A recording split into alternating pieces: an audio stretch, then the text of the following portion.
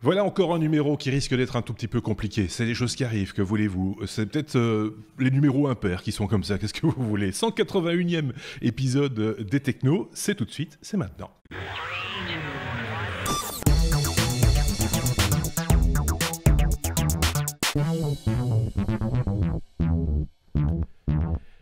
Avec deux de mes petits camarades, je ne sais pas si vous les avez déjà vus en ce début de saison 5 des Technos, je crois que oui.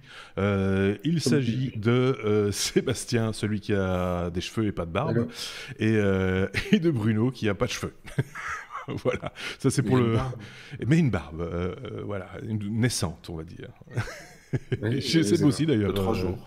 Chez Seb aussi. Vous allez bien mes petits amis? Tout va bien? Ça va. Un peu flou, mais ça va. C'est un petit peu flou, oui. Ce sont des choses qui arrivent. Je ne sais pas ce qui se passe en ce début de saison, mais on a régulièrement des petits soucis techniques. Ça, c'est quand on essaye de perfectionner les choses. Forcément, il y a toujours quelques petites défaillances au début. On avait eu ça tout au début des technos, rappelez-vous, il y a 4 ans, et quelques petits réglages à réaliser. Et une fois qu'ils sont faits et bien faits, on peut avancer et faire plein de choses rigolotes. Ce que nous faisons chaque semaine d'ailleurs, en parcourant ensemble l'actualité technologique telle que mes petits camarades l'ont découvert. Alors Seb voulait déjà faire une aparté apparemment. Oui, non, voilà, après tu dis on fait des efforts, mais tu dis il y a du matériel, tu sais les aléas de l'informatique, il y a du matériel qui te lâche le mauvais jour. Oui. Donc voilà. C'est souvent comme Alors, ça. on est flou. Et du coup, on est flou. Heureusement, il y a toujours un peu de matériel de remplacement quelque part dans un tiroir. Voilà. Ça dépanne, ça dépanne. Le son sera bon, c'est déjà ça. Oui, déjà, on va t'entendre, donc c'est plutôt pas mal. Du côté de chez Bruno, là aussi, ça chauffe.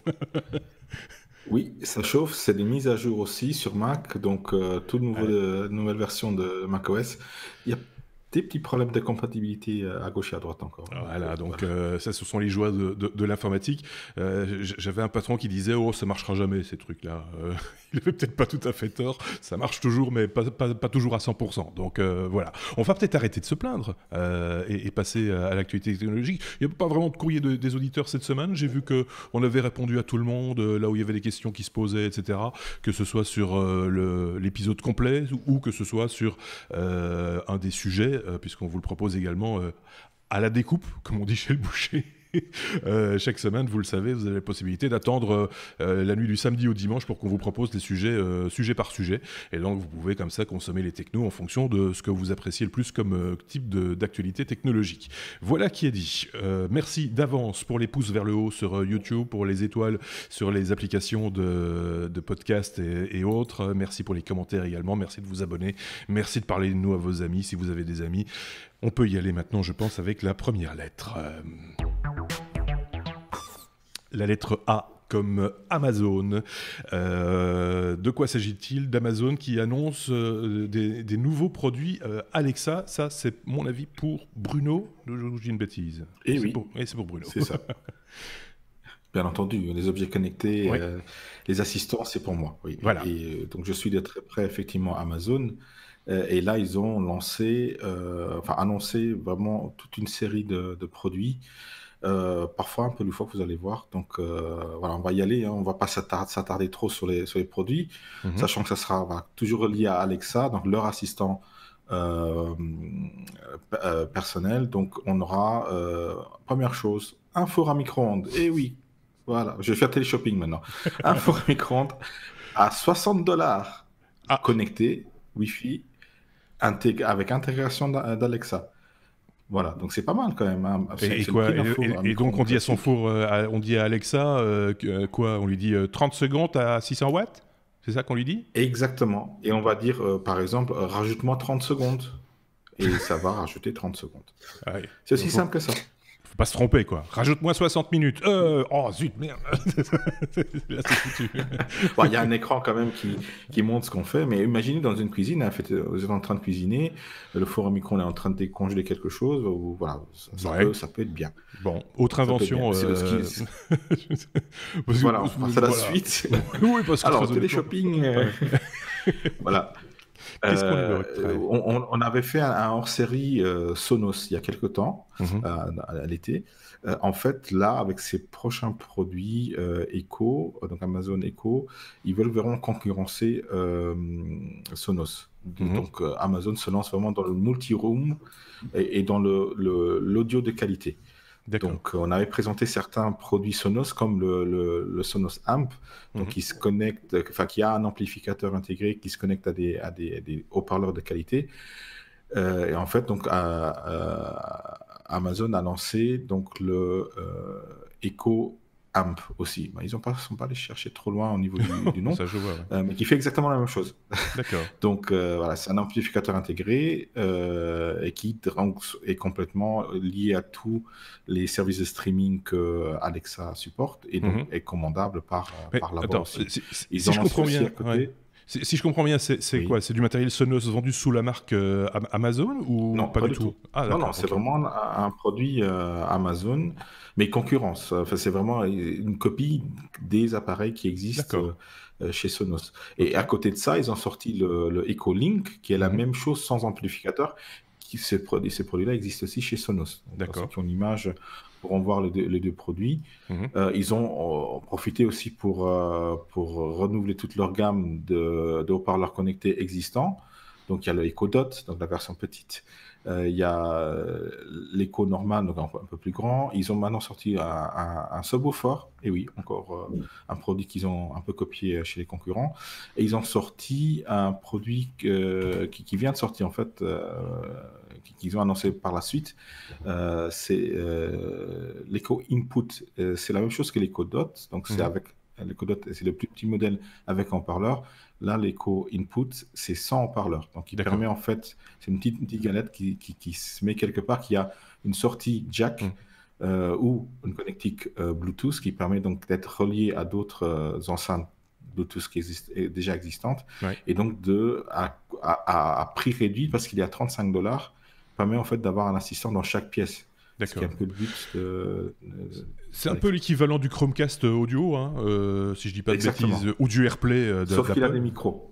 Ah oui, d'accord. Sauf qu'il a des micros intégrés. Voilà, l'input a 4 micros, donc c'est un produit Alexa sans haut-parleur, mais tout le reste est là. Voilà. Oui, c'est ça. Donc c'était en gros les annonces. C'est pour brancher sur un système existant tout en bénéficiant des fonctionnalités Alexa, quoi. Donc c'est ça un peu l'idée. Ou un haut-parleur Bluetooth qu'on aime bien, qui nous a coûté la peau des fesses. Et comme ça, on peut rajouter à un système existant un assistant vocal. Seb, qui a beaucoup d'haut-parleurs à la maison, qui a des assistants. Tu utilises des assistants, toi, Sébastien, non? Oui. J'utilise du Google Home, contrairement à Bruno qui est plutôt sur du Pro Alexa. J'utilise aussi. Et donc, j'avais commencé avec le Google Home classique. Je suis passé à 2 petits mini pour mettre pour les gosses, parce que les gosses posent plein de questions en Google Home. Et c'est très pratique. Oui, c'est les plus grandes utilisatrices de Google Home à la maison. Elles posent toutes les questions possibles et inimaginables. Même de Belgique, il paraît. Chez Google, ils disent c'est encore les gamines, les Belges, là. C'était un des premiers qui était ici à l'époque où on devait encore l'importer. Et je viens d'importer le Smart Display de chez Lenovo, qui lui, effectivement, c'est un Google Home, mais avec une petite tablette. Donc, tu vois effectivement ce que tu recherches. Et j'étais dubitatif un peu au début, en me disant, ça peut être sympa, mais au final, c'est qu'une tablette. Mais c'est assez sympa, parce que ça te permet d'afficher tes rendez-vous et tes retours en disant à quoi ça ressemble, je voudrais une photo de Paris avec la Tour Eiffel. Bim, il te fout de Paris avec la Tour Eiffel. D'accord. Et c'est au final, c'est assez pratique. C'est-à-dire, tu t'en fous d'une photo tous les jours de la Tour Eiffel. Mais quand tu veux le trajet pour aller à tel endroit, il t'affiche directement le Google Maps avec la carte du trajet. Et tu dis, ah ouais, ok, c'est par là que je vais. Et tu prends ça en mangeant ton sandwich en courant. Donc, c'est pas mal. Bruno ? Oui, au niveau statistique, Alexa est encore l'assistant le plus répandu dans le monde. Par contre, le Google Home Mini, le petit modèle, ce modèle-ci, et oui, je l'ai aussi. Ce modèle-ci, C'était le modèle le plus vendu le dernier semestre aux États-Unis. Donc, ils sont en train Google est en train de rattraper Alexa, enfin Amazon, à grands pas. D'accord. Il est vraiment bien. Hein. La qualité est assez sympa, le son est sympa. Celui-là, le petit est très sympa. C'est un peu écarté du sujet, hein. On est parti sur du Amazon pour finalement vanter les mérites de Google. Mais ça fait partie des aussi assistants. Ce sont les assistants de manière générale. On peut passer à la suite? Vous êtes d'accord? Allons-y. Oui. Comme émulation, on va parler d'olive. Petite musiquette dans le fond du studio, c'est chez Bruno pour le coup. Voilà. Oui. On va parler d'olive, de quoi s'agit-il et qui nous en parle? C'est quoi? C'est quelque chose pour ressusciter les vieux processeurs, c'est ça? C'est ça, c'est génial, non? Bah, c'est une bonne T'en idée, fous? surtout. Non, c'est une bonne idée. Alors, Olive, c'est pas des olives noires ou machin, c'est Open Library of Images for Virtualized Execution. C'est pas Madame Super. Popeye non plus. C'est pas Madame Popeye. C'est pas non Popeye. plus. Ah non, voilà. Donc, c'est un truc, un service de l'université Carnegie Mellon.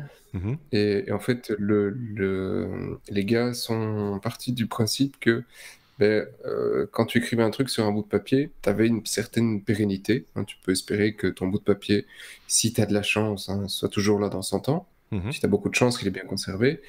Quand tu as écrit un bout de code et que tu as un fichier qui va avec, dans 100 ans, tu peux toujours te brosser, ça marchera plus. Mhm. Parce que c'était sur des tapes, parce que c'était sur des CD, parce que c'était surtout des médiums qu'on nous a vantés comme étant increvables. Ils ont tous crevé. Ouais. Donc là, on a un twist. Et donc les mecs, ils se sont dit, déjà aujourd'hui, il y a beaucoup de choses qu'on ne sait plus faire tourner. Mhm. Donc on va reprendre les émulateurs et les machines virtuelles telles qu'on le connaît aujourd'hui avec des KVM, donc tout ce qui est issu de Linux, hein, donc c'est l'équivalent d'un VMware mais en libre, donc KVM, QEMU, qu'on utilise maintenant d'ailleurs au boulot aussi. Et donc ils repartent de ça, donc ce qui émule un environnement x86, et au-dessus de ça, ils font, ok, on va émuler tout plein d'autres processeurs. Donc tu vas pouvoir faire fonctionner tes vieilles machines. Alors ici, les trucs les plus connus, ça reste sur du Windows 3.1, du DOS et compagnie. Mais le but est vraiment d'avoir tous des vieux processeurs que tu ne sais plus faire tourner aujourd'hui. Imagine Spectra Video, des Atari, etc. Ouais. À part le passionné, tout ça est mort. Tout ça a été sur tape, tout ça est digitalisé. Et voilà, c'est encore du début de projet, hein, mais c'est le but étant de garder sur des supports qu'on a aujourd'hui durables, de nouveau durables avec ce que nous on connaît aujourd'hui, pour espérer faire perdurer, faire survivre tout ce qu'on a vu quand nous étions petits. C'est plutôt une bonne idée. Hein. Le recyclage, de manière générale, c'est déjà bien. Hein. Et puis, de voir la possibilité comme ça de revenir en arrière, ça fait un peu partie de l'histoire. Et l'histoire, c'est important pour savoir où on va aussi. C'est plutôt pas mal. Oui, mais c'est pas que de la nostalgie. C'est aussi une question de droit, de copyright, où ils disent, voilà, tu as créé quelque chose, tu as un droit sur ce que tu as créé ou sur le fichier avec ton contenu. Ouais. Imagine, tu as écrit un roman qui n'est lisible qu'avec un Office 1.0, tu ne sais plus le lire, hein, parce que tu ne sais plus le convertir, ou il y avait un bug spécifique à l'époque sur cette version qui te permettait d'afficher le truc correctement. Bien là, ils veulent le faire fonctionner encore. Ouais. Donc il y a toute une question de longévité, plus que de nostalgie. Moi, je pense à ceux qui ont... alors, je pense beaucoup à tout ce qui est multimédia, audio, vidéo, etc. Mais à tous ces gens qui ont un jour eu la bonne idée, peut-être, à renfort de cartes d'acquisition vidéo, qui ont sauvé leur bibliothèque de films VHS sur un format comme par exemple le Pinnacle, qui est plus du tout utilisé aujourd'hui, qui n'existe plus d'ailleurs, et qui se retrouve avec des fichiers vidéo illisibles, et qui voudraient bien les reconvertir peut-être dans un nouveau format. C'est le genre de solution qui peut aider, quoi, du coup. C'est ça, oui, tout à fait. Tu peux faire tourner un vieux Windows 3.1 ou un truc, ou même des trucs sous DOS et jouer avec Doom si tu as envie. Par exemple, voilà. Bon, voilà. Bon plan, Olive. On en reprendra si vous voulez bien. Allez, on passe à la lettre G. G comme Google, avec une dernière version, les dernières versions de Google Chrome, qui pose quand même des questions, Bruno, me semble-t-il. Oui, la dernière version, c'est la version 69, donc peut-être que c'est voulu un petit peu le numéro, on ne sait pas. On a l'impression voilà, qu'ils font exprès. Mais ils ont caché, enfin, il y a 2 news qui ont circulé cette semaine. C'était déjà au niveau de la connexion des utilisateurs au service Google. Donc, quand on se connecte à une connexion à un compte Google, on est automatiquement, enfin, on synchronise automatiquement, on connecte automatiquement le navigateur à ce compte-là et on active les fonctionnalités de synchronisation. Parce que tous les bookmarks, les historiques, voilà, les mots de passe sont automatiquement synchronisés. Donc ça, c'est quand même quelque chose qui, a priori, n'est pas forcément voulu.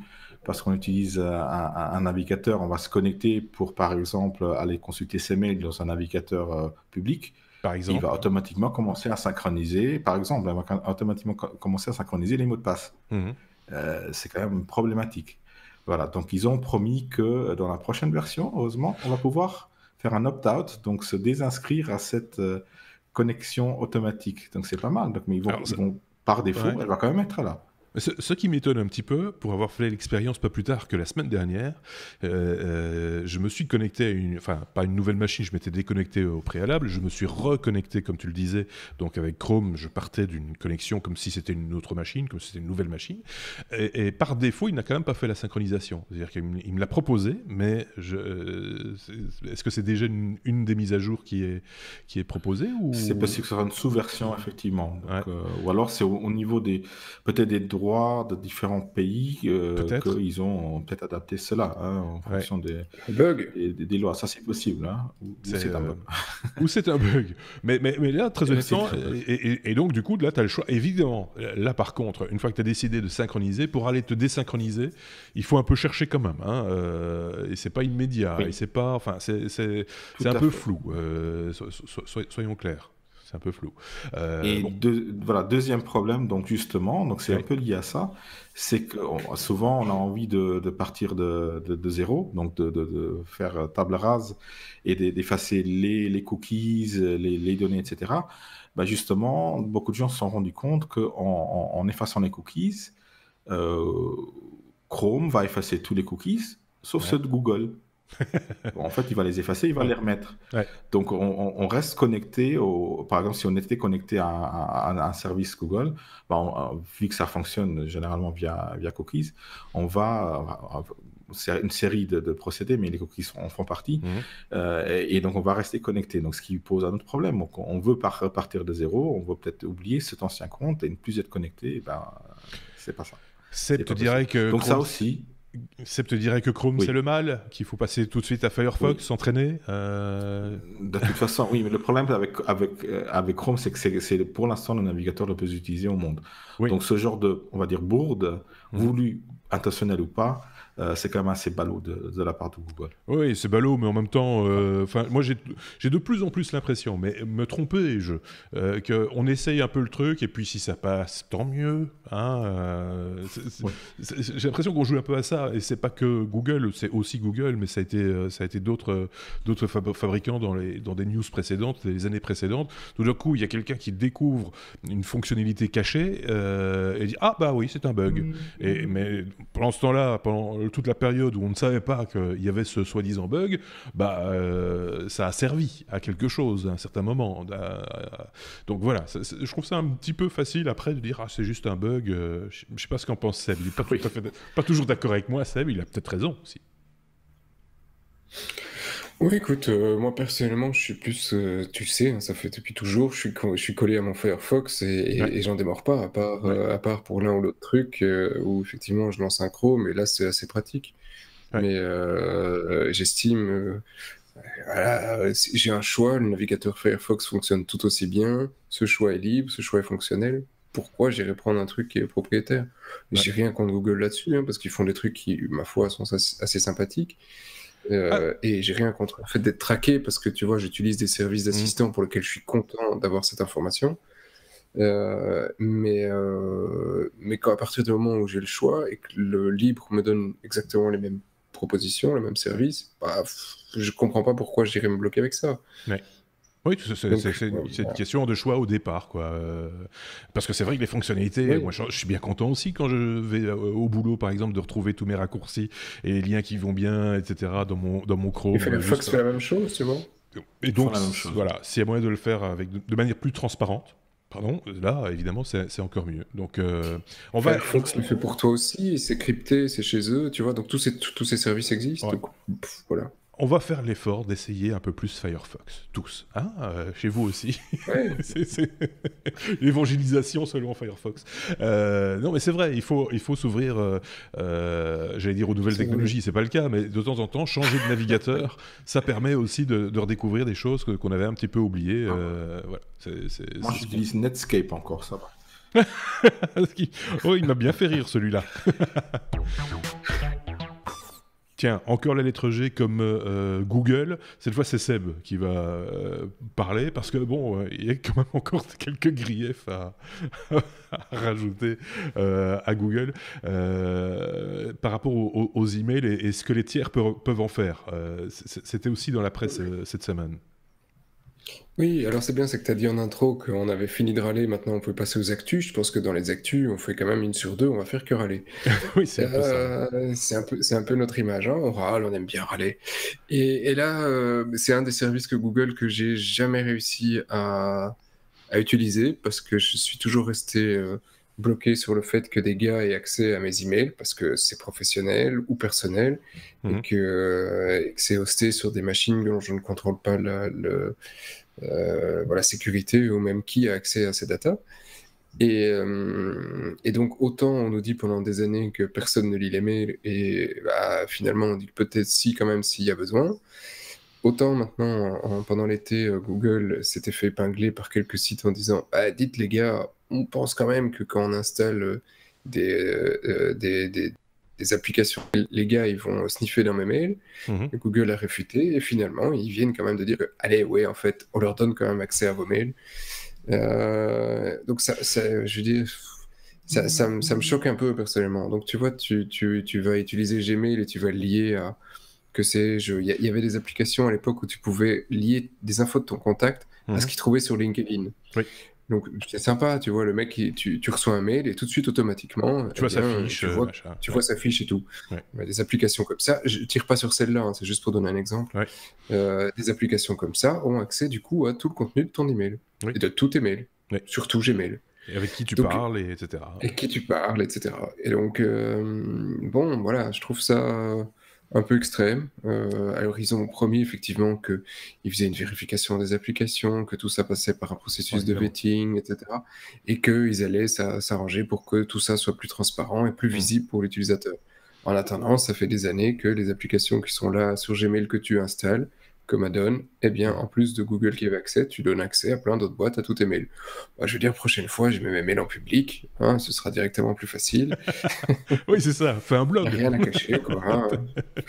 C'est encore plus simple. Quand j'ai quelque chose à dire aux gens, je l'écris dans un blog. C'est bon. J'écris dans un blog, et si vous voulez m'écrire, mettez quelque chose à votre fenêtre, un truc comme ça tout le monde peut le voir.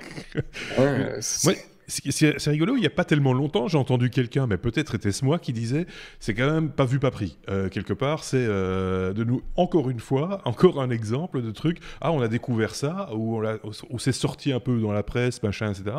Et juste avant ça, il s'était rien passé, et tout le monde était tranquille, et pensait que tout se passait bien, etc. Et donc, voilà, de nouveau, on fait des choses, tant que personne ne dit quoi que ce soit, on continue. Oui, parce qu'ils estiment que ça propose un service et que grâce à ça, effectivement, ils peuvent voir que dans ton mail, tu as la réservation d'un avion et qu'ils pourront te proposer des trucs plus tard. Donc, et y compris dans l'assistant, y compris dans les trucs. Et donc, sur le fond, j'ai pas de problème, mais que ce soit transparent quand tu donnes des accès à des sociétés tierces. J'aime bien que Bruno lève le doigt très scolairement dans la fenêtre juste à côté de nous. Bruno, si vous voulez dire un truc. Oui, il faut juste rappeler que ça fait quand même des décennies que le protocole email est désuet et vieux et qu'on continue à l'utiliser de manière de plus en plus professionnelle, alors qu'il y a plein d'autres moyens de communiquer de manière sécurisée et en peer-to-peer sans passer par des serveurs. Donc voilà, on en pensez parlait. à autre chose que l'email. Je vous ramène 2 secondes quand même à l'épisode de la semaine dernière, parce qu'on en a parlé avec l'autre Sébastien et Xavier, qui eux utilisent ce type d'outils parce qu'ils les trouvent très très pratiques de pouvoir dire voilà, avoir une synthèse du mail qu'on vous a envoyé, une date de réservation, un rendez-vous qu'on peut directement renvoyer dans son agenda, etc. Tout ça, ils sont très contents de les utiliser. Seb. Très pratique, mais effectivement, je rejoins Seb pour tout ce qui est confidentiel. Ça pose vaut mieux question. passer outre des emails. Oui, voilà. Ouais. Tout ce qui est privé et qui, à la limite, pourrait être faire office d'un blog, il n'y a pas de souci. Ouais. Si je prends un avion, c'est public, quoi. C'est quasi public. Seb. Ouais, j'entends le c'est désuet. On a eu cette discussion pas plus tard que cet après-midi au bureau. L'email, c'est totalement désuet, mais aujourd'hui, il n'y a rien qui, d'un point de vue professionnel, propose un outil qui peut remplacer l'email. Alors tu vas dire, on peut faire du Slack, on peut faire du LinkedIn, on peut faire... Ouais, on peut pas tout à fait la même chose. On peut se lier à toutes des plateformes, mais c'est les sociétés qui le contrôlent. Le mail, j'ai un client mail, je coupe mon Internet, j'ai toujours accès à mes mails, c'est un bête texte qui est sur mon PC. Alors le protocole est désuet, il a de très grosses failles, mais il n'y a rien aujourd'hui qui le remplace. À l'époque, on avait vu une conférence, je pense que Bruno était avec moi à Bruxelles, au FOSDEM, et les mecs avaient dit, nous on lance Jabber, et dans 5 ans, l'email n'existe plus, tout passera par Jabber.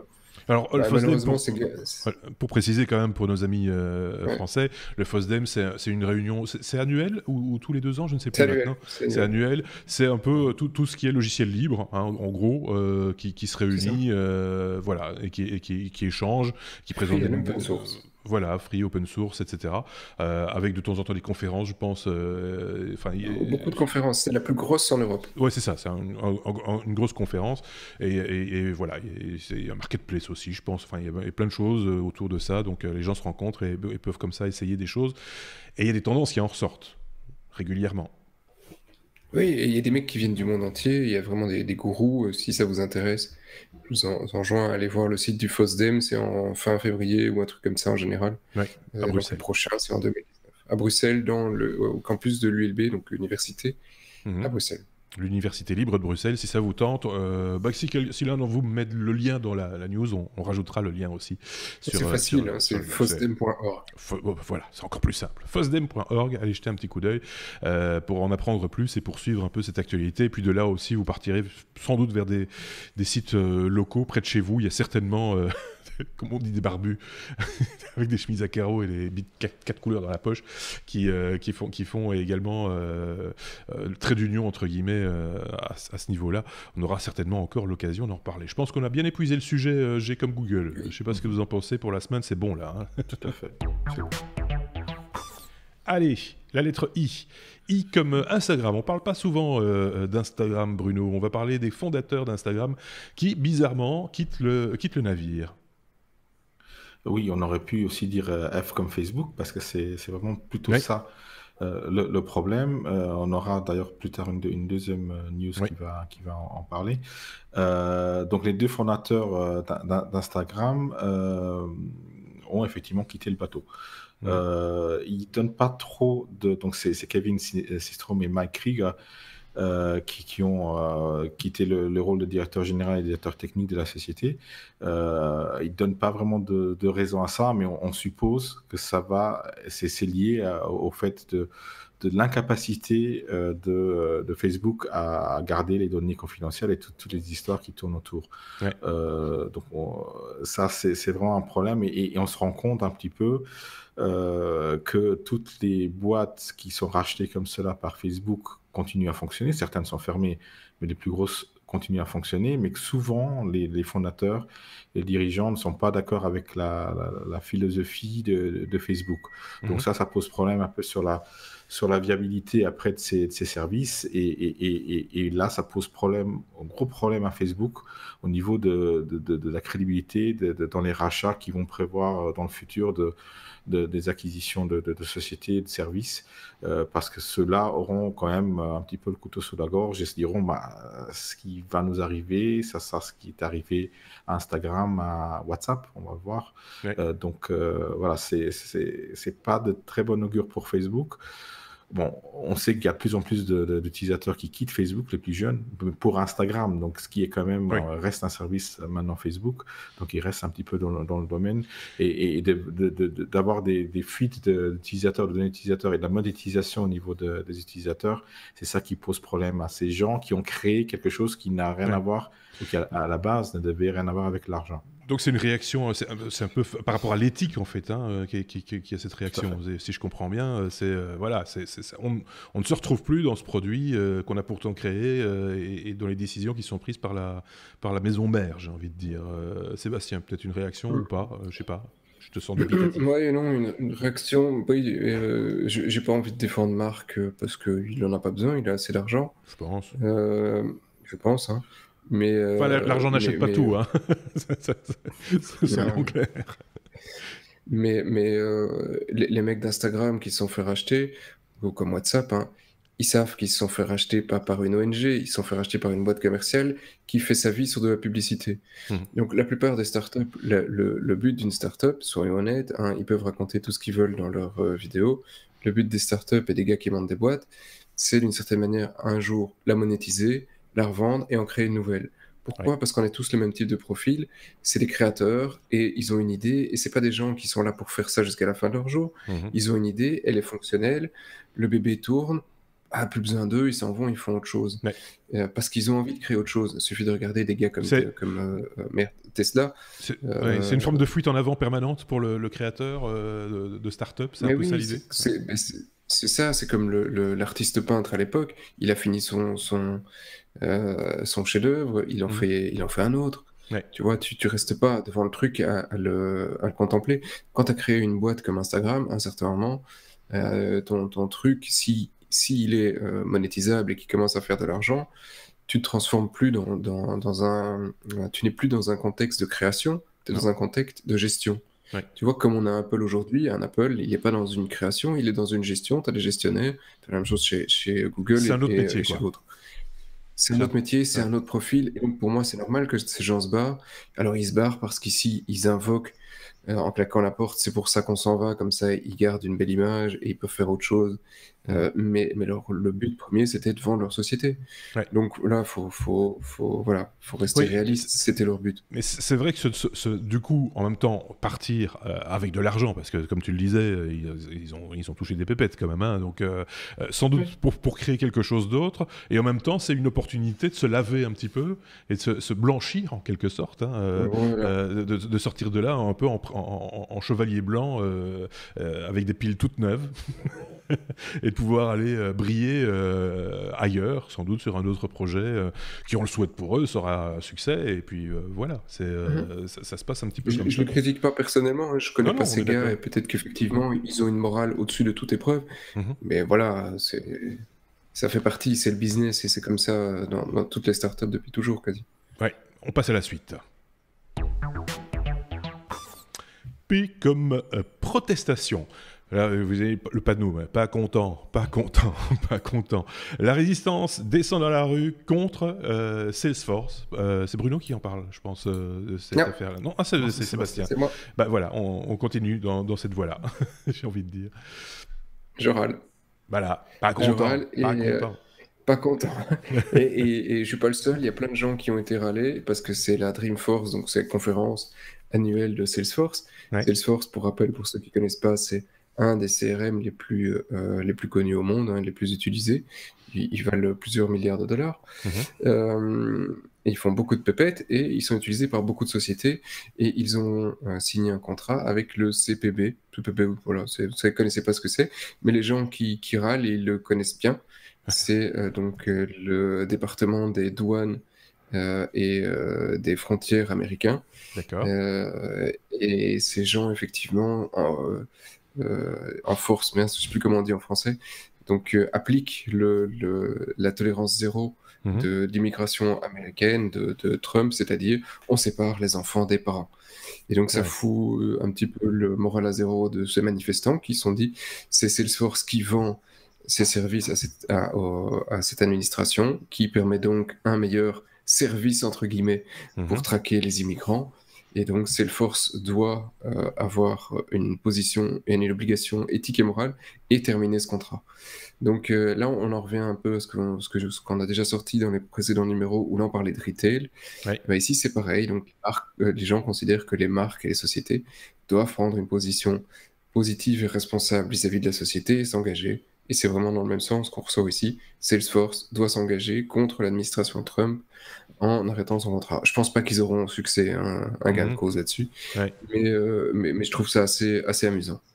Ouais. Enfin, amusant, mais en même temps, c'est un fait de société aussi. Je veux dire, ça va pas s'arranger dans le temps.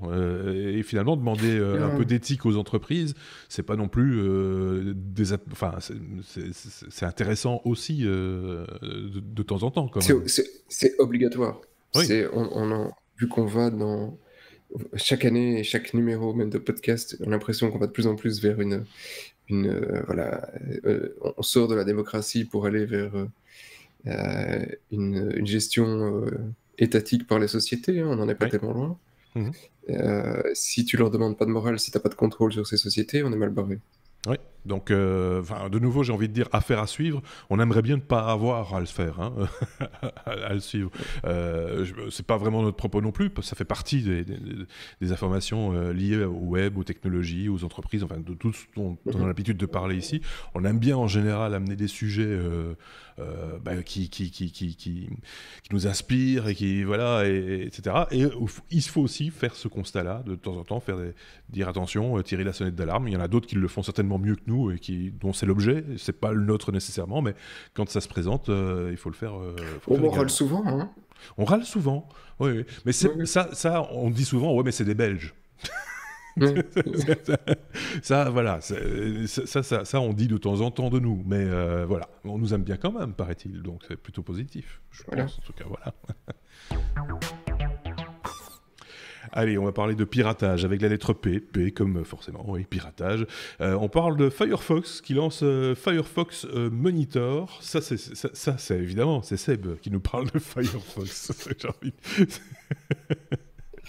C'est moi. Oui. Alors, c'est pas bien méchant ce qu'ils ont sorti là, vu qu'ils se basent sur un truc qui existe depuis assez longtemps.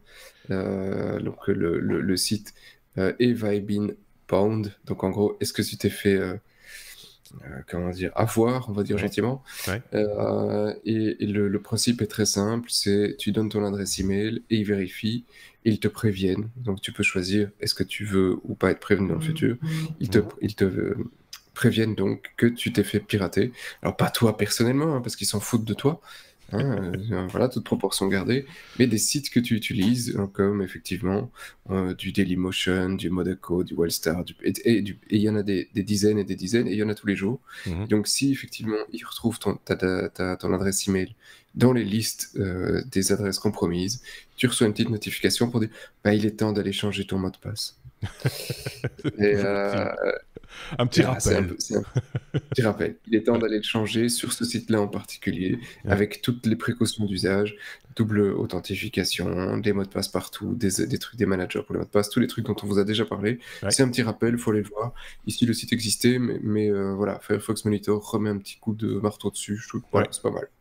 C'est une rigueur à avoir, entre guillemets, une hygiène numérique, j'ai envie de dire. C'est pas un grand mot, évidemment, mais de justement se prémunir de toutes sortes de problèmes liés à ce bête mot de passe. Puis finalement, je dis bête mot de passe parce que c'est nous qui le créons. Donc on est les premiers responsables s'il se passe quelque chose, finalement. En tout cas, le mot de passe est mal choisi. Bruno. Oui, on vous rappelle qu'il faut utiliser des gestionnaires de mots de passe plutôt que de prendre le même mot de passe. Et d'ailleurs, beaucoup de nouveaux gestionnaires de mots de passe, ceux que j'utilise par exemple, intègrent aussi ces systèmes-là, ces services-là pour prévenir effectivement que le mot de passe soit date un petit peu, soit a été et soit est compromis. Ouais. Donc voilà, si on utilise ce genre d'outils, déjà on va générer généralement des mots de passe, on va pas écrire et on va pas les mettre nous-mêmes et on les retient pas parce qu'on a ce gestionnaire de mots de passe et il va nous forcer un petit peu à renouveler les mots de passe régulièrement. Je le dis et je le répète à chaque fois, si vous n'avez pas envie d'utiliser ce type d'application, il y a une autre méthode qui est un petit système mémotechnique qui vous permet de toujours avoir des mots de passe différents pour chaque application que vous utilisez, mais construit à votre manière, en utilisant, je sais pas, des mots qui vous passent par l'esprit, liés à peut-être quelque chose qui est plus proche de l'application que vous utilisez, en utilisant des initiales, des choses comme ça. Et comme ça, vous n'avez pas besoin de retenir nécessairement tous les mots de passe, mais vous connaissez la mécanique qui va vous permettre de le retrouver. Donc c'est déjà un peu mieux quand même que d'utiliser le même mot de passe partout. Voilà. Je ne sais pas ce qu'en pense Sébastien, qui est plus à même de parler de sécurité que moi, mais moi c'est une des méthodes que je préconise. Et bah, elle est pas mal, écoute, elle est déjà 100 fois mieux que d'avoir le même mot de passe partout. Surtout d'avoir 1, 2, 3. Voilà. Moi je vais jusqu'à 8 généralement. Pardon? Tu vas jusqu'à 4, à 8. Mais en toutes lettres. Ce qui est très long à taper. Et en thaïlandais. Et en thaïlandais, en plus. Ou en anglais, traduit en thaïlandais, ou un truc comme ça. Un truc un peu compliqué à retenir. Donc n'essayez même pas, ça sert à rien. Il faut même pas essayer d'aller sur cette voie-là. Tiens, S comme Street View. Alors Street View nous a habitués depuis maintenant quelques temps à nous emmener dans des endroits, pas uniquement qu'en rue, mais aussi de temps en temps dans des entreprises, dans des halls d'accès d'immeubles connus et des choses comme ça. Ça va encore un tout petit peu plus loin, Bruno. Oui, on rappelle juste que ça c'est toujours payant. Donc, quand on voyait l'intérieur d'un centre commercial, par exemple, c'est qu'il y a eu c'est qu'il y avait un bénéfice pour Google. Parce qu'on parle de Google effectivement, et Google fête ses 20 ans. On en parle beaucoup récemment. C'est parce qu'ils fêtent leurs 20 ans, et c'est que 20 ans. C'est pas longtemps. C'était en 98. 98 pour les Français, c'était hier. Donc, et de nos jours, on est tellement lié à ce moteur de recherche. Justement, Street View nous propose de revenir en arrière et de visiter là où a commencé Google. Donc, dans une maison, plutôt dans un garage à Silicon Valley, sous-loué chez une dame qui maintenant est PDG de YouTube. Oui, c'est juste. Pourquoi C'est juste, ça c'est la petite anecdote, c'est effectivement, elle a sous-loué son garage aux deux fondateurs de Google et s'est retrouvée PDG parce que... Et sa fortune est estimée, je pense, à quelque chose... Sa fortune personnelle maintenant est estimée à quelque chose comme 200 millions de dollars, je crois, quelque chose comme ça. Quelque chose comme ça, parce qu'elle a bien sûr des actions dans Google. Oui, c'est ça. Juste pour avoir mis à disposition un garage. Donc c'est assez intéressant parce qu'on voit tous les anciens, après anciens c'est relatif, c'est à 20 ans, ordinateur et lecteur de disquettes, clavier qui à l'époque, et moniteur CRT, donc pas des moniteurs ADAL, LCD et autres. Donc c'est assez intéressant de voir aussi qu'il y a tous les câbles qui traînent. Donc d'un chaos peut naître quelque chose de bien, en théorie, ou pas, en fonction.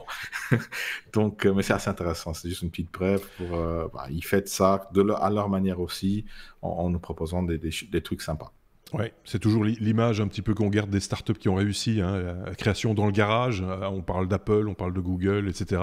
Sébastien, toi, t'as jamais rien créé dans un garage Si, c'était un petit studio, c'était pas un garage, mais c'est tout pareil. J'ai les mêmes photos. C'est le même genre de photos avec des câbles qui traînent, avec j'en ai plein. Ça, j'imagine que voilà. Et bien souvent, on s'attache à ces objets quelque part sans s'en rendre compte. On en garde toujours un petit bout quelque part à la cave, dans une caisse en carton, et puis tout d'un coup, on ressort une vieille nappe parallèle ou une vieille alimentation. On se dit, mais à quoi ça va pouvoir bien me servir ce machin? Et ben, ça fait partie un peu de l'histoire de ce qu'on a créé jusque-là. C'est comme ça. On a des attachements un petit peu bizarres. Nostalgie. C'est une espèce de nostalgie, ouais, c'est ça. On peut passer à la suite peut-être. Allez, la lettre S comme secret, un secret entre Apple et Qualcomm. Il semblerait que le torchon brûle. C'est pour Seb, je pense. Oui, alors c'est pas un secret entre eux, au final, c'est surtout le secret de Qualcomm, qui sont sur la sellette, et Qualcomm qui est en procès avec Apple. Bon voilà, c'était pour les royalties, mais maintenant ils viennent de remettre un petit coup de marteau sur le truc, sur le dossier. Et là, le torchon, c'est pas juste un petit peu qui brûle, hein, ils ont mis quelques litres d'essence en sortant quelques preuves irréfutables selon Qualcomm. Maintenant, c'était à la justice de décider que Apple a profité de sa relation avec Qualcomm pour pouvoir soutirer suffisamment d'informations à Qualcomm pour les donner à Intel, pour que Intel puisse développer ces technologies pour voilà, revenir dans la course et vendre aujourd'hui ces chips à Apple qui commencent tout doucement à les remplacer. Donc, alors, est-ce que c'est Qualcomm qui joue de mauvaise foi en disant ils ont copié, c'est pas bien, madame? Ou est-ce que Apple a réellement aidé Intel dans la course et a piqué des secrets à Qualcomm? C'est difficile de juger, hein. Maintenant, Intel était vraiment mal placé. Intel recommence à revenir pas si mal sur le mobile, doucement, hein, mais par la petite porte en arrivant justement chez Apple. Il y a quand même un petit, comme on dit, éléphant sous caillou, quoi, hein. Il y a un truc, quoi. Je connaissais pas l'expression éléphant sous caillou. C'est particulier. Moi, je connaissais une expression avec des anguilles sous roche. Voilà, c'est ça. C'est ça. C'est la même chose. Un animal, un végétal, un minéral, et c'est bon, quoi. Voilà. Ça marche toujours. Ok. Bon. Il se passe toujours. On en fera certainement un film. Mais c'est ça, c'est ce que j'allais dire, parce que c'est le genre de choses, quand on reprend des films qui reprennent un peu l'histoire de la Silicon Valley, les films consacrés à Steve Jobs, etc., il y a toujours des histoires de pillage de technologie, hein, ou en tout cas de malversation, d'indélicatesse, on va plutôt dire, qui peuvent être coupables, soyons clairs. Steve Jobs disait d'ailleurs, hein, copier une bonne idée est toujours une bonne idée. Oui, c'est ça, c'est un peu ça l'idée.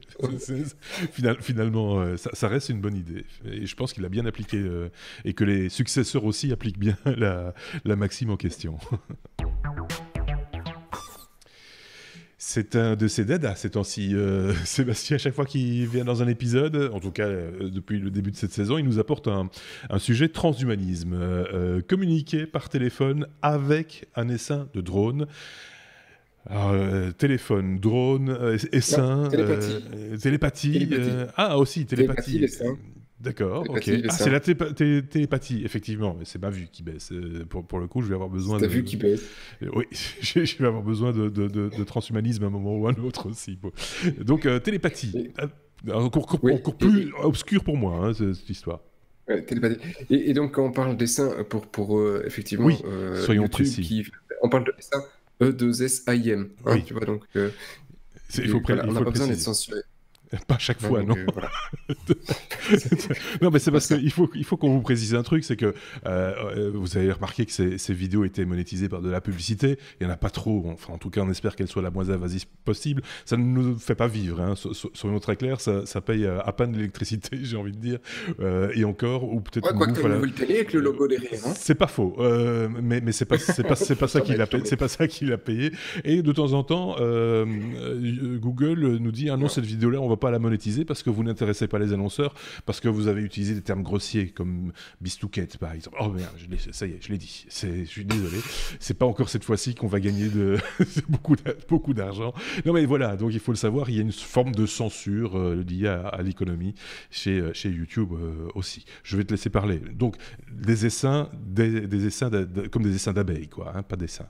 C'est ça, des essaims d'abeilles. Oui. Voilà. Et donc on en était, c'est des trucs militaires, hein, donc soyons clairs, c'est des technos militaires dont on parle à la base, c'est eux qui s'intéressent effectivement à ça pour j'allais dire de bonnes, mais c'est avec de très gros guillemets raisons, hein, parce que leur but est effectivement de pouvoir contrôler des armes à distance, hein, donc c'est militaire, ils ont envie de pouvoir sortir les soldats du terrain et de pouvoir envoyer des machines, parce qu'une machine, ça se remplace facilement. Ça coûte moins cher qu'un soldat. Ouais. Entre guillemets. Hein, pas toujours sûr, mais ça coûte moins cher qu'un soldat. En tout cas, d'un point de vue public, d'un point de vue, comment dire, opinion publique, Oui, une machine cassée, ça coûte moins cher qu'un soldat. Et ça, par contre, c'est socialement acceptable. Voilà. Voilà, c'est ça. On peut casser ton PC, mais si on t'a tué, tu vas moins bien. Mais par contre, le fait d'envoyer un robot pour aller tuer quelqu'un d'autre, ça, c'est acceptable. Oui. C'est le principe de l'armée. Donc, je ne cautionne pas le principe, hein, mais DARPA, effectivement, ici, ils ont développé une technologie liée directement au cerveau par des électrodes qu'on a implantées dans le cortex des gars. Les gars étaient volontaires, avec des guillemets, hein, parce que c'était des militaires qui effectivement avaient eu des lésions. J'imagine la question. Veux-tu devenir Captain America là maintenant? Si je te dis ça comme ça maintenant, veux-tu devenir Captain America? Le mec qui s'est déjà pris un coup sur la tranche, il dit ah oui bien sûr chef. Ben voilà, c'est parti. Voilà. T'as pas toujours forcément le choix, hein, tu vois là. Non, c'est ça. Et donc ils ont utilisé ça pour contrôler des drones. Donc ces capteurs et ces pauvres gars à qui on a mis des électrodes. Maintenant, la nouvelle volonté de DARPA, c'est de le faire sans devoir ouvrir le cerveau des militaires, parce que sinon, bon, autant les envoyer directement sur le terrain. Hein, mais donc voilà, ça c'est la suite. Ils sont en train de travailler dessus, ils ont des protos et tu peux être sûr qu'avec avec les mois à venir ou les années à venir, on aura la possibilité pour un pilote de ne pas devoir aller sur le terrain. D'accord. Donc c'est un peu... Enfin oui, c'est ça. Alors... Oui, vas-y. Oui, alors si c'était juste les militaires et que je voulais cracher sur les militaires, je crache pas sur les militaires, hein, soyons clairs, je crache sur la volonté de pouvoir tuer sans se salir les mains en disant comme ça c'est propre. Non, il y a toujours des morts de l'autre côté. Oui. Ça c'est l'histoire de la techno. Ça c'est l'histoire de l'armée. Dès qu'on a fabriqué le mousquet, c'était déjà le but, c'était de tuer un type qui était loin et qui était inaccessible, quoi. Enfin, on était inaccessible au type qu'on voulait tuer. C'est toujours le même principe. Oui, c'est ça. Et alors, comme dans je sais plus comment ça s'appelait, le striptease, où le monsieur voulait travailler à l'armée et il voulait tuer. Je vous encourage à rechercher sur YouTube, vous passerez une bonne soirée. Normalement, ils sont tous sur YouTube. Les émissions striptease, ça va rappeler des souvenirs à pas mal d'entre vous, je pense. C'est ça, comme celui qui voulait faire le site et qui mettait le CD, allez voir, c'était pas mal non plus. Et passer de bonnes soirées. Ce qui est très intéressant, ce que j'espère là-dedans, c'est qu'effectivement, ça reviendra dans le civil, hein, cette techno, et que grâce à ça, on pourra avoir des échanges entre le cerveau et une machine, donc avancer sur cette interface, pas pour toi et moi, bien que ce soit intéressant pour toi et moi, mais pour tous des gens qui ont des problèmes, un handicap ou qui n'ont plus la possibilité de parler suite à un accident ou que sais-je, de pouvoir effectivement commencer à reprendre une communication. Donc il y a des choses qui sont intéressantes et qui peuvent en étirer, mais il faudra quelques années, j'espère. Ce ne serait pas la première fois qu'un truc qui était à la base une recherche militaire devienne quelque chose d'utile. D'ailleurs, Internet. Hop, Internet, oui, ben voilà, c'est un parfait exemple, sans doute. Mais c'est vrai que, j'avais lu le titre comme ça, mais sans vraiment comprendre. C'est vrai que du coup, on peut imaginer, commander. Enfin, il y a cette problématique qu'on a depuis que l'informatique existe, c'est l'interface homme-machine qui est totalement perfectible, et ça va peut-être dans ce sens-là, pouvoir commander son ordinateur, passer des commandes, autre qu'un hamburger, une grande frite et un coca. 30 secondes, Alexa, s'il te plaît. ou de parler à Alexa. Voilà, ça va peut-être dans ce sens-là. Alors certains vont crier sans doute au loup en disant « Ouh là là, c'est la fin de l'humanité. Si on va par là, Google va pouvoir lire nos pensées. » Quelque part. Hein, et ça, on verra ça dans notre saison 15, peut-être dans 10 ans, ou peut-être plus loin, peut-être plus proche. Je sais pas. Je ne sais pas si vous avez une idée tous les deux de la vitesse à laquelle on va vers ce genre de technologie, où ça deviendra une réalité accessible au plus grand nombre, je veux dire. Accessible au plus grand nombre. Alors disons, pour pouvoir lire tes pensées, c'est un très grand mot. Pour pouvoir transformer une série... La télépathie, entre guillemets télépathie, mais... La télépathie, ouais. De pouvoir réussir à faire des actions par la pensée... avec un casque, hein, pas juste de loin. Hein. À mon avis, 4-5 ans, et tu devrais pouvoir avoir des choses dans le grand public pour essayer de jouer, quoi. Tout à fait. Enfin, des grands publics, c'est-à-dire des geeks, hein, pas chez Madame Tout-le-Monde, quoi. On peut s'attendre à ce que accessible Microsoft, au public, Microsoft ou Sony ou que sais-je te sortent le Kinect du futur. Hein. Oui. Kinect qu'on a tous oublié maintenant, hein, c'est le machin, je rappelle, où on gesticulait devant sa télévision en battant des pieds et en faisant des bonds et on faisait avancer un petit personnage et ça a duré ce que ça a duré. Une fois qu'on avait cassé 4 tables et 2 chaises et usé le tapis jusqu'à la corde, on avait compris que ça n'irait pas beaucoup plus loin, mais on pourrait imaginer d'avoir une espèce de Kinect de la pensée, quoi, hein, quelque part, enfin du cerveau, quoi. Voilà. Oui, bah, pour Bruno, ce sera plus facile que pour nous, parce que nous, il y a les cheveux. Oui. Enfin, d'ici là, j'en aurais perdu beaucoup, je pense. Mais sinon, tu vois, si tu peux mettre tes électrodes directement sur le crâne, au final, on ne fait que détecter les impulsions électriques. Hein, donc, c'est pas impossible. Oui. Bah, on a fait des révolutions plus importantes que ça dans le monde. Hein. Donc, affaire à suivre. Oui, Bruno. Ouais, le plus important dans tout ça, c'est vraiment d'interpréter ces impulsions électriques. Et là, c'est à nouveau un domaine de l'intelligence artificielle et du deep learning. Donc, on est en plein dedans. Et Seb dit 4-5 ans. Moi, je pense qu'on va être étonné de voir dans 2-3 ans déjà de ce genre d'application. Et en même temps, quand je vois certains commentaires sur les réseaux sociaux, etc., ça me fait un peu peur, tous ces gens qui ont de la merde dans le cerveau. Il faut être très clair. Allez, on est à la lettre W. En général, la lettre W annonce la fin d'un épisode des Techno, mais là pas encore. On va parler de Wikimedia avec Bruno. On parle d'Amazon qui donne de l'argent à Wikimedia, l'association donc, qui gère le site Wikipédia, hein, si je dis pas de bêtises. Oui, Wikipédia et d'autres sites, mais surtout Wikipédia. Donc on rappelle un peu ce que c'est. Si vous ne connaissez pas, c'est une encyclopédie participative, donc où tout le monde peut poster des articles et peuvent être corrigés. Donc, ne vous fiez pas toujours à ce que vous lisez sur Wikipédia, mais en règle générale, ça se rapproche quand même de la vérité. C'est quand même une source assez importante d'informations. Une source qui est utilisée d'ailleurs par nos chers amis, les assistants vocaux intelligents, donc comme Alexa, Siri et Google Assistant, entre autres, et Bixby et on en passe. Tout cela vont quand même se baser un petit peu sur l'API de Wikipédia pour avoir des informations. Quand vous vous demandez qui est le président de la République, c'est là qu'ils vont trouver généralement la source. Après, vont compléter par d'autres Charles de Gaulle. Informations. Ah, c'est une vieille version de Wikipédia. Oui, voilà, version papier.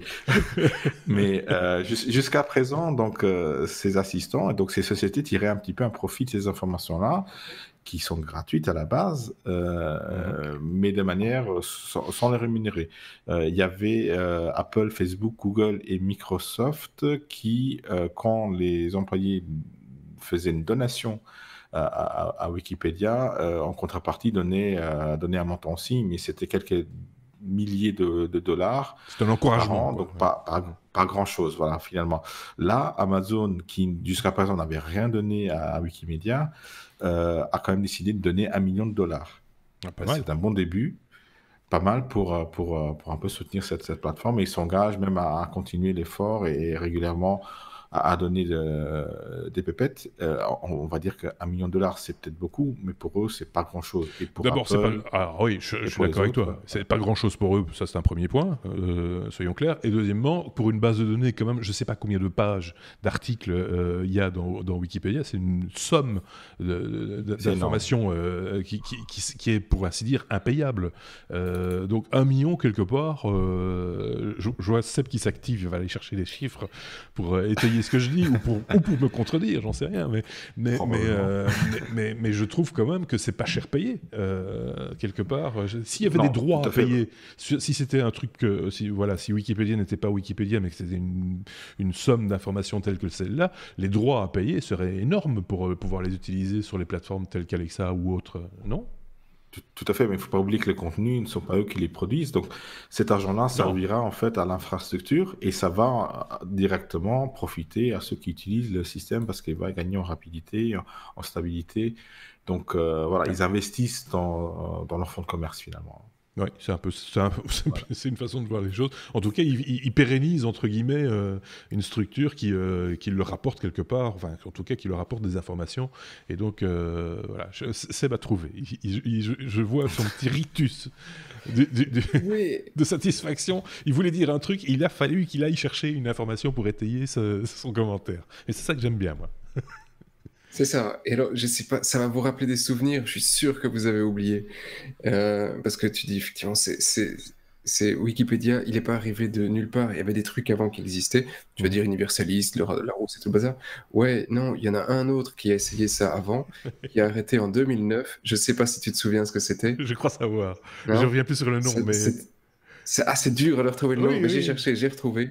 Et c'était un truc qu'on vendait sur DVD, c'était Microsoft qui le faisait, Oui. et c'était Encarta. Oui, voilà, Microsoft Encarta. C'était magnifique, ce truc. Voilà.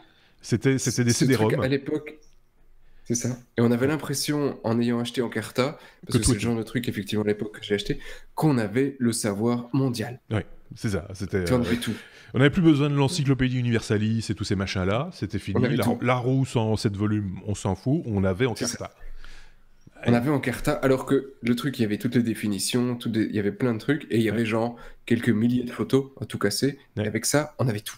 Ouais. Et il y avait un peu de son aussi, enfin il y a des illustrations. Quelques vidéos. Voilà, mais c'était les prémices. C'était les débuts de Wikipédia. Voilà, ça nous a apporté quand même des trucs. Enfin, ces idées-là ont permis de faire des trucs comme Wikipédia. Voilà. Et puis après, quand on voit que des entreprises commerciales s'en saisissent quelque part, voilà, là on se dit, bah oui, ils ont mis 1 million sur la table, ce qui est une paille pour eux. Ce n'est que justice. J'ai envie de dire. Mais bon, c'est vrai qu'à l'époque, en Encarta, on avait l'impression que c'était Bill Gates qui prenait le savoir, qui s'appropriait le savoir en disant voilà, c'est moi qui vais tout vous apprendre maintenant. Voilà, c'était un peu ça. Et tu as le droit à cette photo-là de l'histoire, mais pas à celle-là. Et c'était un peu. Mais il y avait qu'un CD, on ne savait pas tout mettre. Après, ils ont essayé de faire un site web. Il y avait des mises à jour, tu pouvais rajouter des add-ons, etc. Voilà, ils ont pas tué le projet tout de suite avec le web, ils en ont fait un site web, mais qui a tourné jusqu'en 2009. Et à l'époque, en 2009, Encarta faisait 1,2% des visites contre 97% pour Wikipédia. Donc, ils avaient aucune chance. Non, c'était mort. C'était complètement mort. Bon, ben voilà, Souvenir, voilà, petit instant nostalgie, petit instant vieux con aussi, hein, on peut le dire, n'hésitez pas. Hein. En général, on termine un épisode, je refais le truc, hein, technophile avec la lettre W, mais ce n'est pas encore le cas, machin, etc. W comme WhatsApp. Bruno, les dessous du rachat de WhatsApp par Facebook, c'est chez Sébastien plutôt. Bon, pourquoi pas. On a déjà évoqué ça, les fuites de cerveau de chez Facebook, des gens qui ne veulent plus travailler pour Facebook. C'est encore le cas, là. C'est un petit peu la même chose, non ? Oui, et alors c'est une vieille histoire.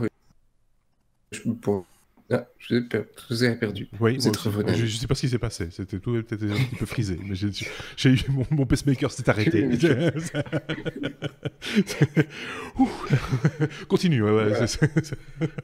Je pense que c'est Marc qui nous espionne un peu trop là. Non, on va pas trop traîner. J'ai l'impression que tout va s'effondrer dans 1 minute. Donc, je vais faire court parce qu'il n'y a pas grand-chose à dire. Allez lire l'article s'il vous plaît. C'est dans Forbes à l'origine. Donc, c'est les gars de WhatsApp qui sont partis il y a un petit temps déjà de Facebook, parce qu'eux aussi ont été rachetés. Pour rappel, WhatsApp, c'est aussi à Facebook. Et les gars étaient contre la publicité, si ça vous rappelle quelque chose. Ouais. Et la publicité, Facebook, il en a fait un peu tout de suite, directement dessus. Hein. Et donc, les mecs, ils se sont dit « Ah, mais non, tu avais signé qu'on ne faisait pas de publicité, je suis parti. » À cause de ça, Marc a quand même réussi à prouver que ben non, on testait juste, hein, on n'a pas mis de la publicité, donc il n'a pas dû payer les 800 et des millions de dollars qu'il devait encore aux gars, mais voilà, c'est une petite passe d'armes, ça montre un petit peu les coulisses de ce qui s'est passé, c'était pas tendre, et Bon, voilà, c'est la vie, hein. Il a vendu sa boîte. Il a quand même, je ne sais plus combien de milliards. Ils l'ont racheté 22 milliards, c'est ça qu'ils disent? Ah ouais, bon, bah voilà. Ça, oui. Oui. Mais on ne peut pas tout acheter avec l'argent. Je continue à répéter. Mais le gars râle parce qu'ils ont quand même réussi. Ils ont réussi à acheter je veux dire sa loyauté, non, pas sa loyauté, son honnêteté d'une certaine manière, parce que dans une téléconférence à la Commission européenne, les gars de Facebook ont un petit peu forcé la main pour qu'ils disent des choses qui n'étaient pas tout à fait la vérité. Ah oui, d'accord. Donc voilà. Tout ça n'est pas très éthique, j'ai l'impression, hein, si j'ose dire. Et tac.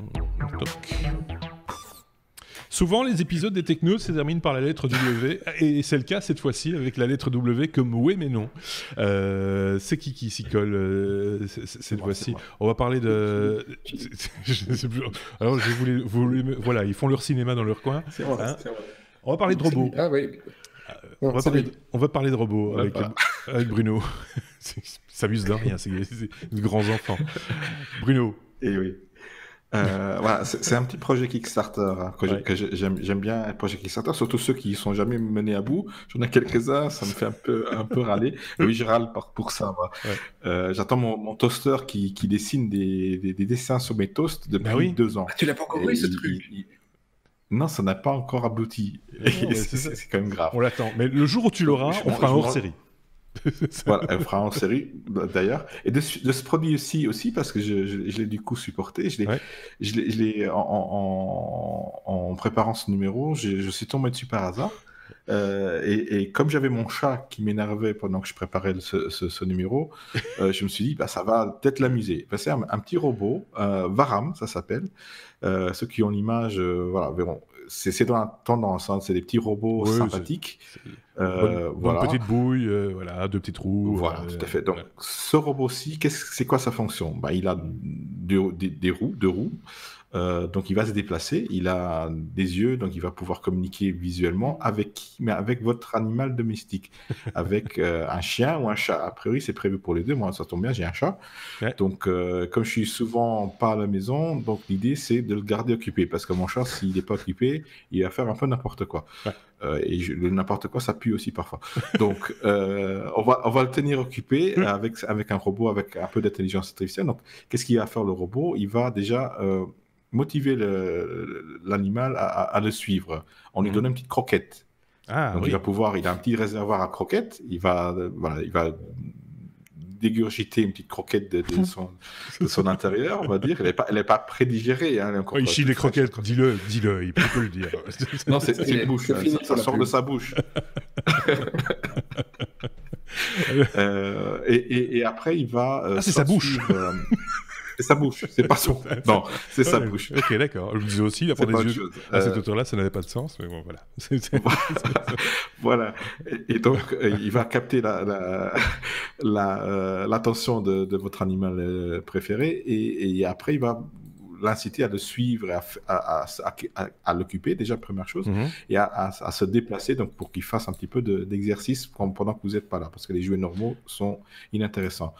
Je trouve ça assez malin, surtout pour le prix. Donc, ça reste un projet Kickstarter, mais là, on parle de moins de 100 €. On est à $89 pour l'instant sur Kickstarter, plus sur quelques petits euros de frais de port. Donc, ça reste assez accessible pour quand même un robot avec une intelligence artificielle, avec une app qui est liée. On peut définir des comportements, etc. Donc, on peut imaginer que ça va être mis à jour et évoluer aussi. Donc, c'est assez intéressant. C'est résistant pour le coup, c'est peut-être ça plutôt ce que je trouve marrant, c'est qu'il est résistant à la bave des animaux parce qu'il a une norme IPX4, donc il est résistant au liquide, donc à la bave des chiens, on va dire, et des chats, un peu moins. Il est résistant au choc aussi, il est testé à ce niveau-là aussi. Ouais. Donc c'est malin, c'est une autre utilisation de l'intelligence artificielle et de la robotique de nos jours pour occuper nos animaux de compagnie. Et là où je me pose quand même des questions, est-ce que mon chat, il va aimer le petit robot, ou est-ce qu'un chien va aimer le petit robot? Connaissant l'indépendance du chat et son côté aussi, le chat va se marier avec une caisse en carton pendant des heures, et tu vas lui acheter un joli panier, machin, fait pour les animaux, avec un arbre, etc. Il va le nier complètement, le chat, il fait ce qu'il veut. Donc si ça marche, je vais dire à mon chat... Oui. Mais j'ai du doute. Moi, je vais dire à mon chat, tiens, ça vaut rien. Donc là, il va jouer avec. Peut-être. Ouais. mais c'est comme je voyais encore une litière pour chat robotisée qui se retournait, qui retournait pas le chat, hein, mais qui retournait la litière pour l'auto-nettoyer, etc. Quand tu vois la taille du bidule, tu te dis, mais le chat, jamais, enfin, ou alors peut-être certains chats, mais pas tous les chats en tout cas, il va aller faire son pipi là-dedans, il va faire à côté, ou il va juste te foutre de ta gueule, en gros. Le chat, il fait ce qu'il veut, le chat. Alors là, j'espère que ce projet... L'idée de la croquette, quand même, c'est malin. C'est vicieux. C'est malin. c'est malin, Seb. Ouais, attends, pendant ce temps-là, j'étais en train de regarder la vidéo du truc. Alors d'abord, il a 2 genres de chiens minces. Ils sont pas beaux. Hein, ils auraient dû... Voilà. Mais les chiens, faute, hein. Ils ont l'air de suivre... Un genre de caniche, ouais. Ils ont l'air de suivre bêtement le truc, juste en attendant que désespérément le truc crache une croquette. Oui, c'est ça. Ça, c'est les chiens. Ça, c'est les chiens. Ouais. Hein, et puis, il a fait une autre vidéo avec des chats, où là, tu vois, plutôt que d'être un bête robot qui avance, on dirait un genre un petit Segway, en fait. Hein, il avance avec ses 2 petites roues, tout gentil. Ouais. En fait, là, pour que les chats s'y intéressent, il a attaché une petite queue. Ah oui, tu vois, donc comme ça, les chats, ils courent derrière la petite queue. Et puis après, l'instant chasseur du chat, quoi. C'est ça, excepté la bestiole. Et puis tu vois, quand il s'approche trop, hein, c'est un peu comme s'il se protège, il crache la croquette et il recule. Ce que ne font pas les souris, par exemple. Et les souris ne font pas ce genre de choses. Donc, ça a l'air assez intéressant, oui. Donc, on va avoir des chats 2.0. Ça va aboutir. Pardon, Bruno? J'espère que ça va aboutir comme projet. En tout cas, il est déjà financé largement, alors qu'il y a encore une vingtaine de jours du projet. Donc voilà, j'espère que ça... Il prévoit une livraison, et ça, il faut toujours se méfier de cela. Il prévoit une livraison encore cette année. Ah, donc ton chat aura peut-être un cadeau pour Noël. Exactement, c'était mon idée. Voilà.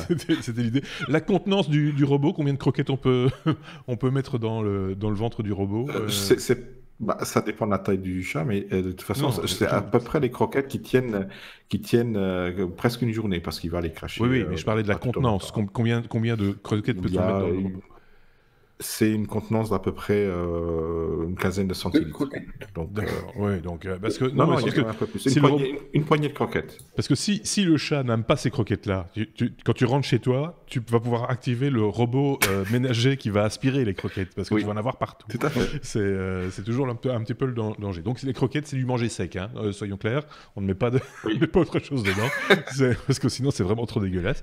Donc voilà, pourquoi pas finalement, hein, si ça amuse les petits chats, les petits chiens, et peut-être les enfants, qui sait.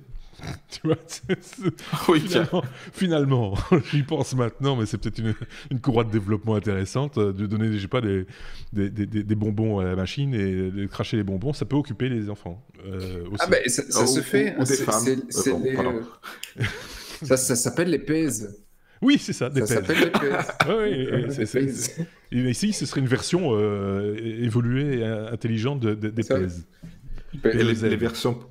Les versions pour les humains, ça s'appelle les cartes de crédit ou les porte-monnaies. C'est ça. Chacun a sa version. En gros, c'est un peu ça l'idée. On a une fois de plus explosé le compteur pour cet épisode 181. On avait fait une petite réunion, comme on fait chaque année, pour dire tiens, qu'est-ce qu'on pourrait améliorer la saison prochaine, etc. On avait dit on fera plus concis quand même, hein, parce qu'on fait un peu long. On explose le compteur à tous les coups. On n'a pas fait moins d'une heure depuis, moins d'1h10 même, depuis le début de cette 5e saison. Dites-nous si ça vous vous convient, si c'est dans vos critères, entre guillemets. Je sais qu'il y en a qui font du jogging. Il y a des mecs, maintenant, on les appelle muscleurs, tellement ils font du jogging en nous écoutant. Il faut le marathon. Voilà. Et c'est ça, avant, ils faisaient un tour du parc ou du pâté de maison. Maintenant, ils font déjà 3 tours du pâté de maison.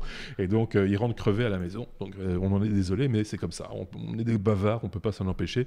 On va remercier nos 2 petits camarades, Sébastien d'un côté, Bruno de l'autre. Bruno, on le retrouve déjà la semaine prochaine, tiens, si je ne dis pas de bêtises. Et Sébastien dans 2 semaines. Hein, comme ça, c'est clair, on a un truc comme ça. Un truc dans cet esprit-là, j'ai un peu le planning en tête. Donc, voilà, ça doit être un truc dans ce genre-là. Et on aura aussi un hors-série. On n'en a plus fait depuis longtemps. Avec Bruno, on va faire ça assez rapidement, hein, Bruno.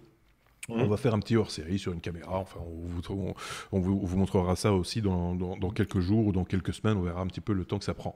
Merci à tous de nous avoir suivis. Merci de nous régulièrement nous mettre des... Je suis de nouveau perdu mon bouton. Nous mettre des pouces. De mettre des pouces, voilà. Parce que les pouces... Oui, quitte les mettre, hein, plutôt les pouces. C'est un gros pouce. Merci beaucoup. Ouais, et on se dit à très bientôt. On se dit par exemple à la semaine prochaine pour le 182e épisode. Merci à tous. Au revoir.